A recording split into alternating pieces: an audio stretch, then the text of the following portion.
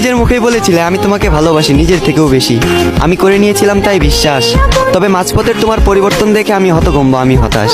আজ আমার এটা ভেবে কষ্ট হয় তোমার দেখানো ভালোবাসা পুরোটাই ছিল তোমার করা অভিনয়। শেষ যেদিন তুমি আমার থেকে শেষবারের মতো বিদায় নিলে, আমি মনের ডাকে চিৎকার করে তোমাকে ডেকেছিলাম। তুমি দাওনি আমার সেই ডাকে সাড়া। মানতে হবে তুমি নিখুঁত একজন অভিনেত্রী, তোমার অভিনয়টা ছিল সেরা। আমার বিকল্পে হয়তো তোমার হাজার জন ছিল, তবে আমার জীবনে কেউ ছিল না শুধুমাত্র তুমি ছাড়া। আজ তুমি অন্যের হাত ধরে পূর্ণতার পথে হাঁটো, আর আমি ব্যর্থতার পথে হাঁটি একা দিশেহারা। আমার বয়সটা খুবই অল্প, আর এই অল্প বয়সে বুকে জমা আছে দুঃখ শত শত।